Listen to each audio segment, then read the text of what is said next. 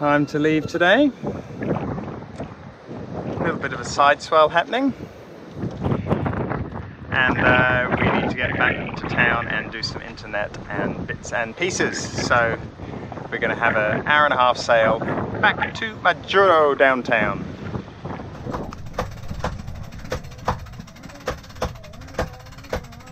Here we are in Majuro Lagoon, beating up wind. 24 knots on the nose, just going across the lagoon. We've got both engines on, and I'm mostly concerned about my kombucha because I don't want it to spill. But yeah, it's a tad breezy out here.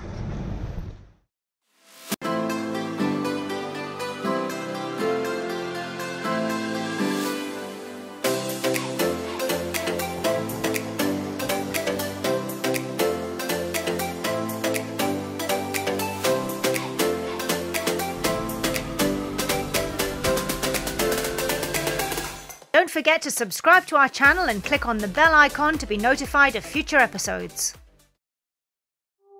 There are a number of advantages for a cruising yacht to visit Majuro and the Marshall Islands. Typically, yachts come here instead of going south to Australia and New Zealand to sit out the South Pacific cyclone season.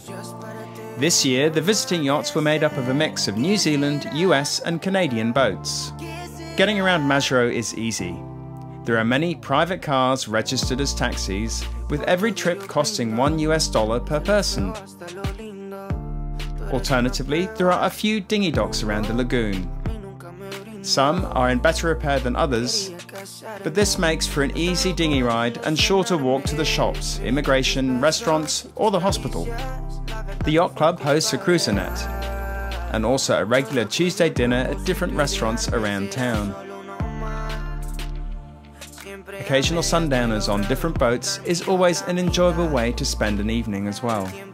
While there are no yacht haul-out facilities, access to supplies, laundrettes, propane, fuel and spare parts is good. There is good internet access for online ordering and a regular US postal service as well as DHL and FedEx offices. 3 large hardware shops make completing boat projects much easier. We had a number of maintenance items we needed to get done.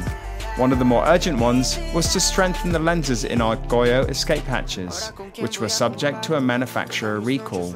I love your fact you've got all your safety gear on and you're bare-chested. Yeah, I've got some aluminium shards in my belly button, I think. Great, that'll be fun to pick out later. What are you doing? I'm making some aluminium reinforcements for our escape hatches. Which we will explain more of later. Yes.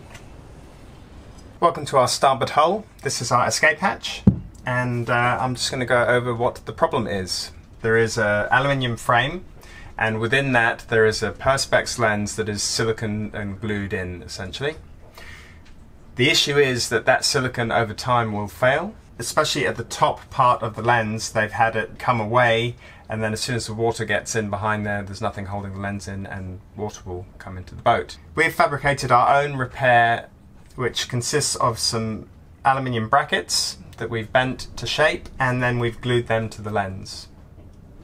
This is very similar to the Phantom Peugeot repair, which was a longer piece of aluminium channel with a similar profile, and then you glue that onto the lens like this.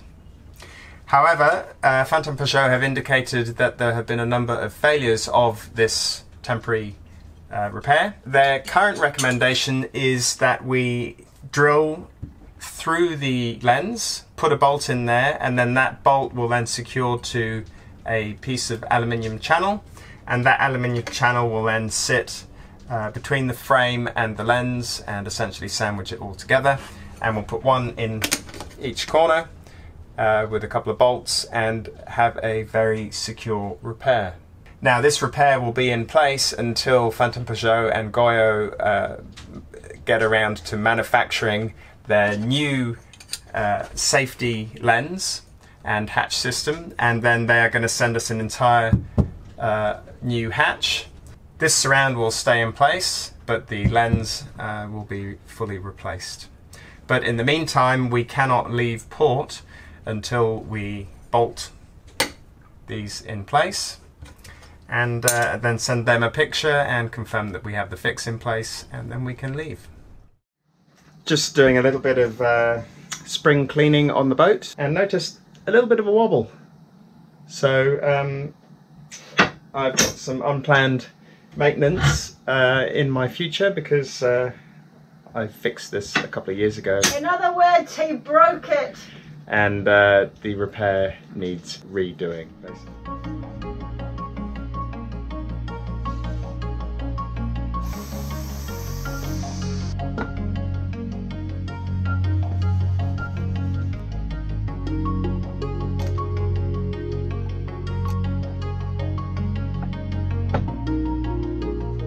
Nice job, Captain. Thank you. Just gonna do some clean up. Top Johnny Banana. Yeah, didn't take too long. It took longer to break it than it did to fix it. Seems to be some commotion from the portside dunny there, darling. It's a bit backed up. Is there an issue? Yeah, it's not working. Ah, and who's just used the portside dunny? That would be me. That would be you, so who has to fix the portside dunny? Yeah, I blame the dial. Would you like me to get you some rubber gloves? Yeah, I think actually Right, here we go, yeah. What? our toilet seat has been, it's got these little plastic things on the bottom of it. Right, yeah. That have been disintegrating and falling into the toilet. Right, yeah. So I think I've just dropped a blade. Is that what we're calling it these days, is it? The new euphemism. I've just dropped a blade. Yeah. My masticator isn't masticating. Oh dear. I'm going in. I'd do it before lunch if I was you. Yeah, nah. I might. There we go. Just fix this problem. We've got 2 toilets, eh? Why are you sweating over our washing machine, Robson? The drum is, we think, damaged, and it's not spinning straight, so we've got to take it off the wall. So things are progressing well, if a little sweaty. Very sweaty. So we've taken the bolts off. I've disconnected the hose. This was glued in, so I've had to going to fix this later. Hose? There's a Two Ronnie's joke there somewhere. Is it? I thought there was Gonios. 4 candles. It is, same thing. Oh, is it? In theory, all I need to do is just take this off the wall because it's just being held on by the bolts. We've taken the nuts off. So let's see how that goes, eh? Just finding somewhere to hold it. Oh, there we go. There's not much weight to it. Oh, that'd be water down my leg. Are you sure? Is it from the washing machine?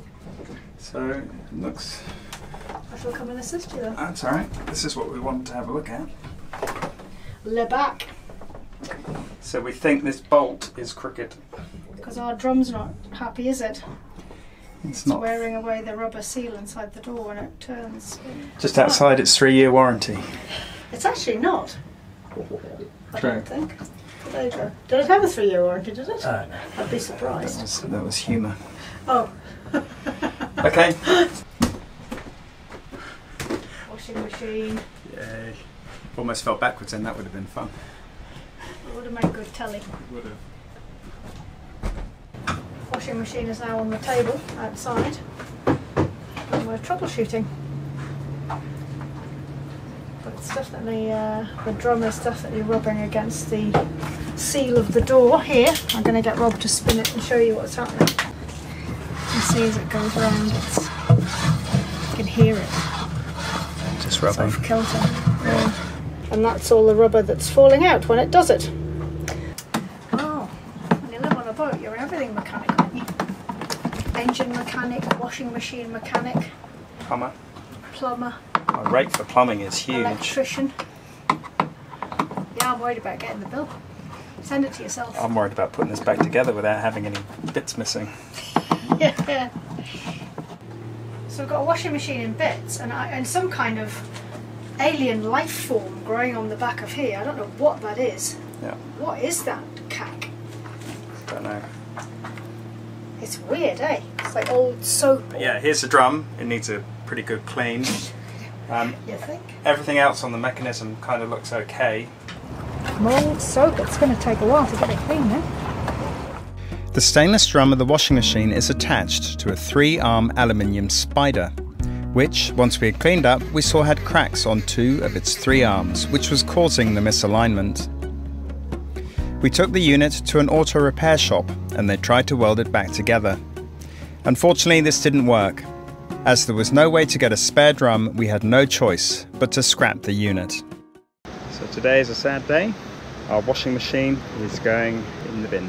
Unfortunately, after 3 sterling years of service, it is irreparable, so we've stripped it for parts and we're going to be disposing of it now.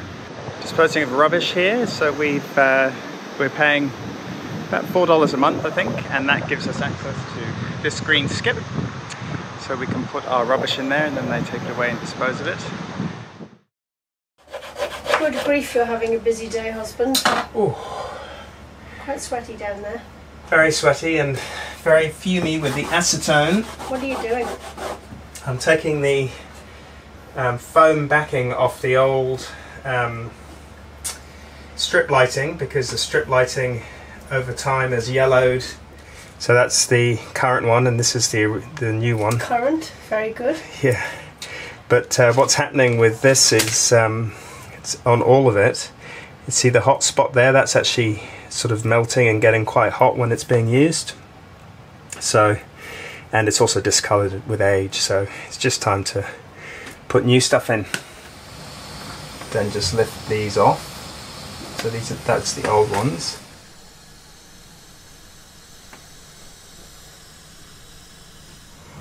Well, that works.